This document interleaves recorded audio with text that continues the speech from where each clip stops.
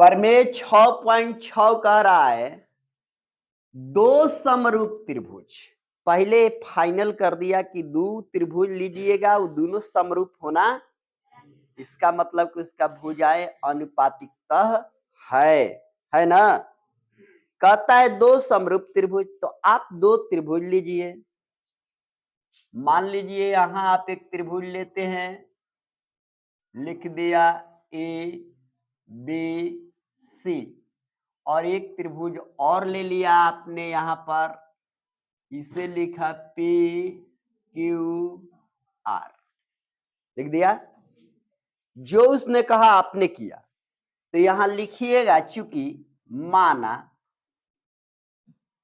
त्रिभुज A B सी तथा त्रिभुज पी क्यू आर समरूप है। क्या है?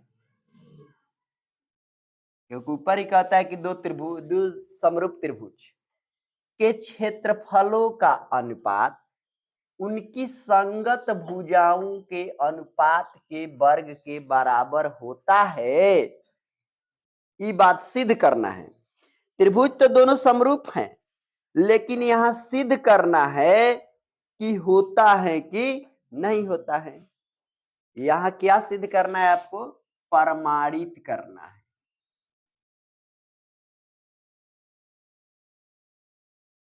है कि एरिया ऑफ त्रिभुज ए बी सी बाटा में एरिया ऑफ त्रिभुज पी क्यू आर बराबर ए बी के बाटा क्या होगा? पी क्यू का वर्ग भी करना है, वर्ग कर रहा है ना, बराबर ए सी के बाटा प्यार स्क्वायर, इसका भी वर्ग करना है ना।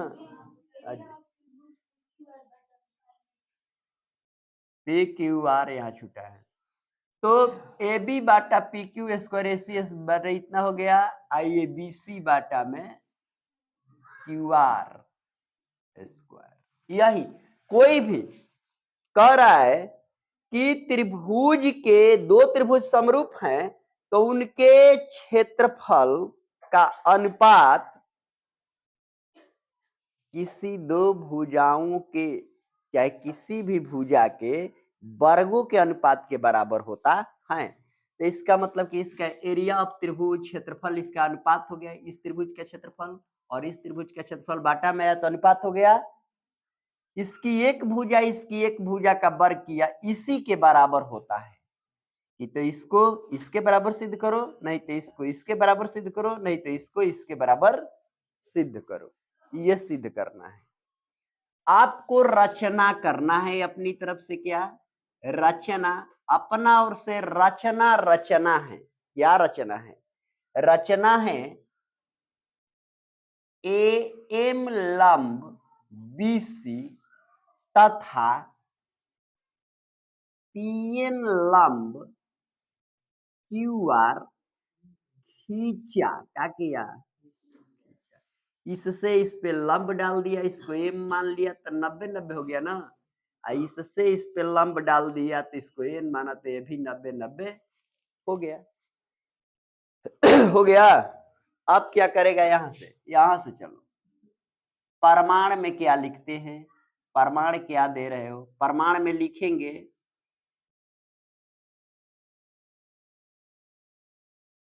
एरिया ऑफ त्रिभुज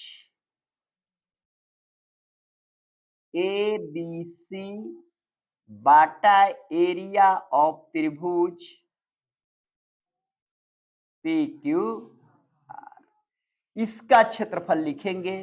तो एरिया ऑफ त्रिभुज ए बी सी, सूत्र क्या होता है उसका? 1/2 आधार गुणे ऊंचाई।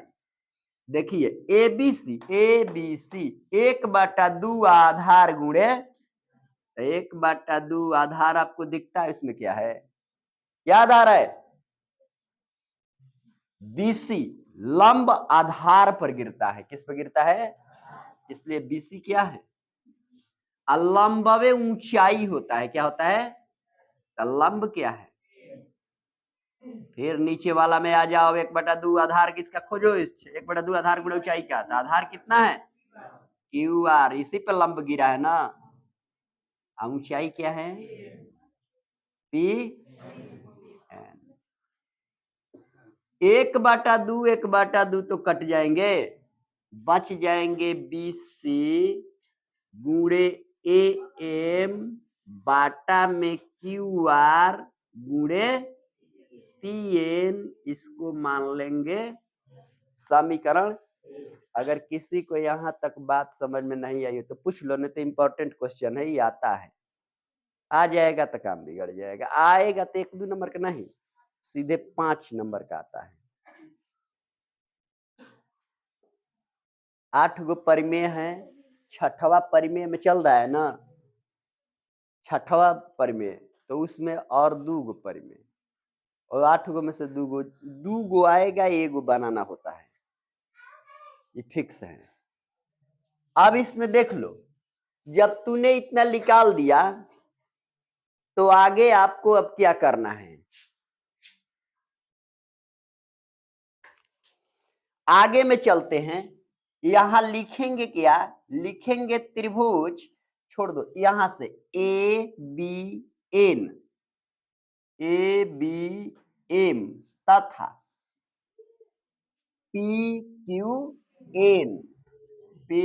क्यू एन में, यहां इस त्रिभुज में, यहां इस त्रिभुज में, त्रिभुज तो समरूप दिया है, ई त्रिभुज पूरा समरूप दिया है, तो समरूप दिया है, तो हमको अब इतना समरूप है कि नहीं है, इसे तो सिद्ध करना पड़ेगा ना, तो उसको हम सिद्ध करते हैं। समरूप लिखेंगे, क्या क्या बराबर मिल रहा है आपको, तब देखो A B C P Q R के समरूप है, तो फिक्स है कि कोण बी जो है कोण क्यू के क्या हो जाएगा, आई 90 डिग्री है, यही हो 90 डिग्री हो बराबर हो जाएगा। तो यहाँ लिखेंगे कोण एम बराबर कोण एम।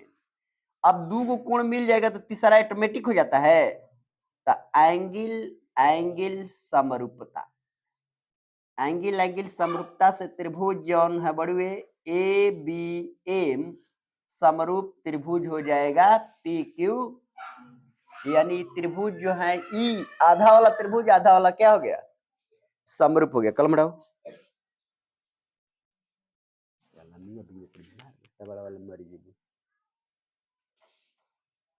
तो जब त्रिभुज समरूप हो गया आपका, तो इसका मतलब कि समरूप होने पे भुजानुपातिकता हो जाएगी अब ना, तब भुजानुपातिकता दिखाओ।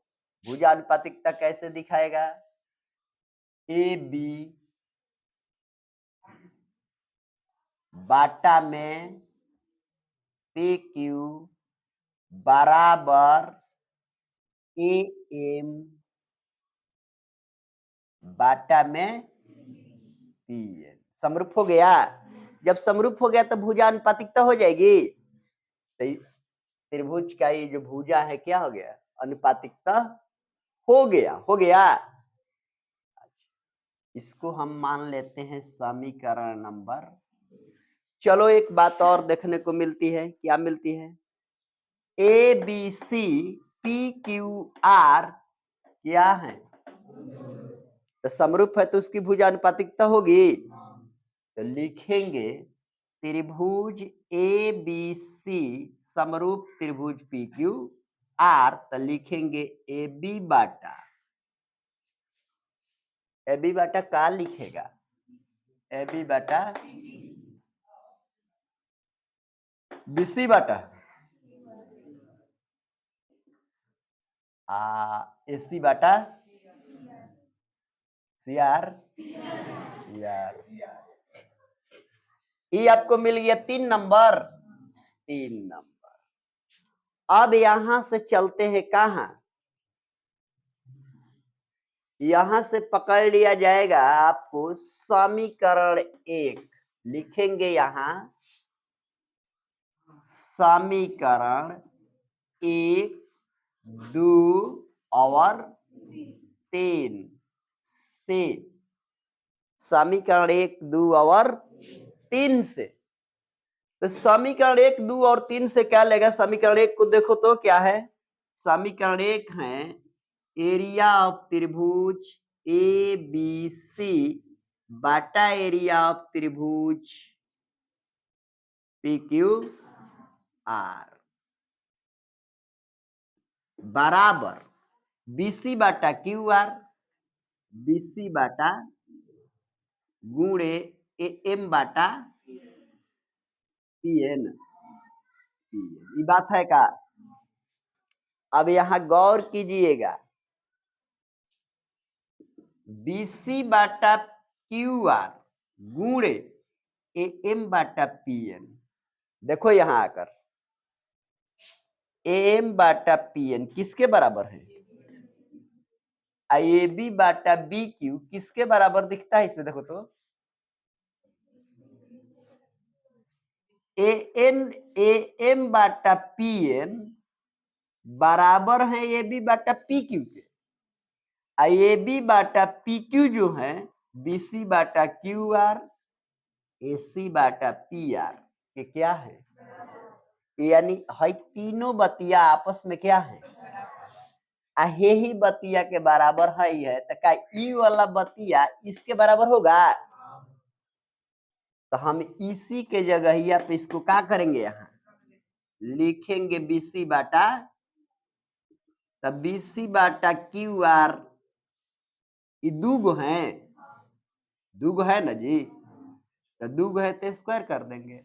अब देखो तो एरिया ऑफ त्रिभुज P Q R A B बाटा पी क्यू आर बाटा है ये बतिया यहाँ सिद्ध करना था। देखो आया है कि नहीं?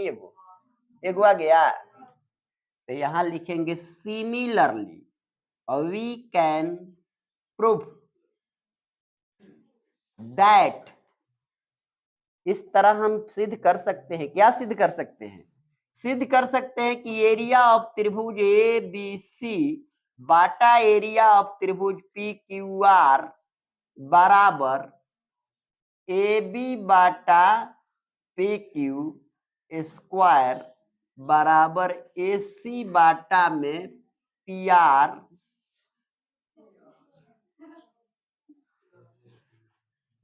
स्क्वायर बीसी बाटा क्यू आर स्क्वायर प्रूफ है। अब क्या पूरा लिखिए दे, तब क्या कर रहे हैं? वो तो स्क्वायर पूरा पहाइया है पागल, थोड़ा सा घिंचा गया तो क्या करेगी? पूरा पर है।